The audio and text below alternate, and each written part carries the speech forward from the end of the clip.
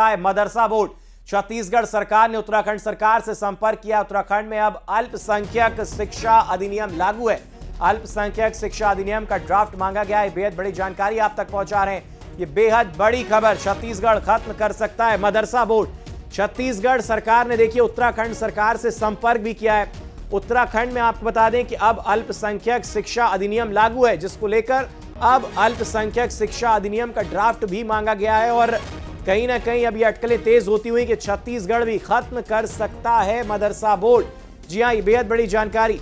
उत्तराखंड सरकार से संपर्क भी किया गया है और ड्राफ्ट भी मांगा गया है। आपको बता दें कि उत्तराखंड में अब अल्पसंख्यक शिक्षा अधिनियम लागू है और उसी के तहत ड्राफ्ट भी मांगा गया है और अब छत्तीसगढ़ भी खत्म कर सकता है इसको।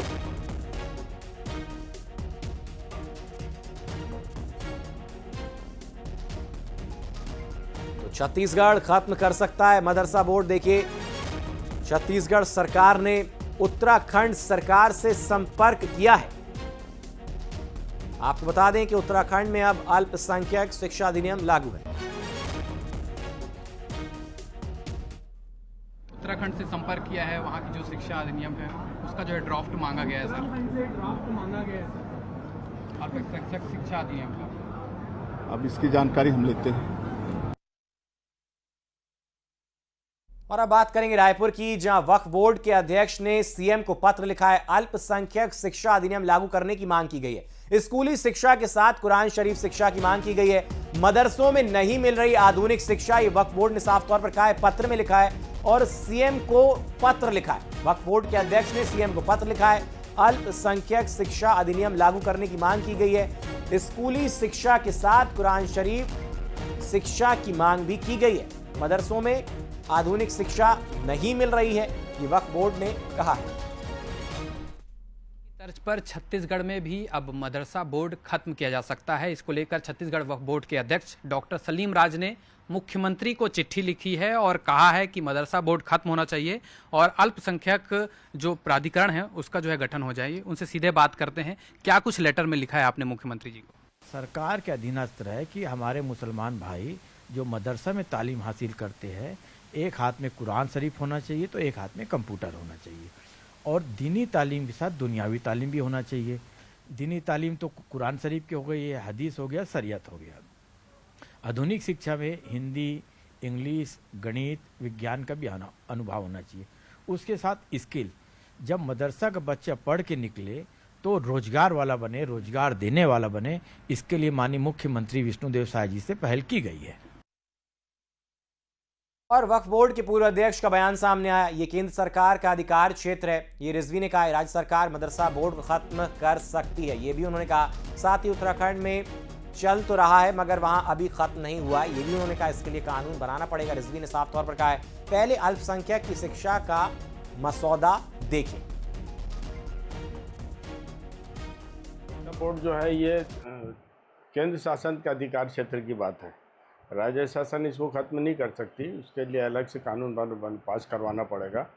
और अल्पसंख्यक शिक्षा संस्थानों के लिए अगर कोई अच्छा मसौदा, अच्छा कोई अगर कोई ऐसा कोई कार्य आदेश आता है तो उसका स्वागत करेंगे हम। पहले देख तो लें इनका ड्राफ्ट क्या है, उस मसौदे क्या क्या चीज़ें उन लोग जोड़ रहे हैं। उत्तराखंड में भी यह अभी चल रहा है, अभी हुआ नहीं है कहीं भी। मदरसा बोर्ड को ख़त्म करने के पहले इनको केंद्र शासन को पहले लोकसभा में कानून पास कराना पड़ेगा, क्योंकि लोकसभा से बनाया गया मदरसा बोर्ड है। और ज्यादा जानकारी के लिए युगल हमारे साथ सीधे कनेक्ट हो गए रायपुर से। युगल, छत्तीसगढ़ सरकार अब जो है मदरसा बोर्ड खत्म कर सकती है, उत्तराखंड सरकार से संपर्क किया है। वहीं पूर्व अध्यक्ष का कहना है कि वहां पर इसको बनाया तो गया है लेकिन पूरी तरीके से लागू नहीं हुआ। युगल, देखिए, जो वक्फ बोर्ड के जो अध्यक्ष है डॉक्टर सलीम राज, उन्होंने मुख्यमंत्री को एक पत्र लिखा है और उस पत्र में उन्होंने उल्लेख किया है कि आधुनिक शिक्षा भी इसमें दी जाए। मदरसा बोर्ड है उसे उन्हें खत्म करने की मांग उन्होंने की है। और ये जो पूरी खबर है, डॉक्टर सलीम राज हैं जो वक्फ बोर्ड के अध्यक्ष है और उन्होंने पत्र लिखा है, उसके बाद ये जो खबरें हैं वो फिलहाल सामने आई है। और उनका साफ कहना है कि बच्चों को वहाँ पर जो तालीम दी जाती है, आधुनिक शिक्षा की तालीम है, शिक्षा है, वो दी जानी चाहिए। वहाँ के बच्चे जब निकले तो रोजगार के लायक बने, रोजगार देने लायक बने। तो इसी लिहाज से वो पूरा पत्र है वो लिखा गया है। और जिस तरह से वक्फ बोर्ड अल्पसंख्यक प्राधिकरण गठन करने की उन्होंने मांग की है, और जिस तरह से वक्फ बोर्ड के पूर्व चेयरमैन है, उन्होंने ये साफ तौर पर कहा है कि ये केंद्र सरकार का मसला है, नया कानून जब आएगा तभी इसे खत्म किया जा सकता है। और जिस तरह से मसौदे की उन्होंने उल्लेख किया है कि किस तरह का मसौदा है, अगर मसौदा में अच्छी शिक्षा की बात होगी तो उसका वो स्वागत करेंगे, लेकिन अभी जो मसौदा तैयार हुआ है या नहीं हुआ है उन तक नहीं पहुंचा है। और उन्होंने इस बात का भी उल्लेख किया है कि अगर ये कानून राज्य सरकार है वो नहीं बना सकती हो, इसके लिए जब मदरसा बोर्ड को ख़त्म किया जाएगा तो उसके लिए केंद्र सरकार है वो कानून बनाएगी, तभी ये खत्म होगा।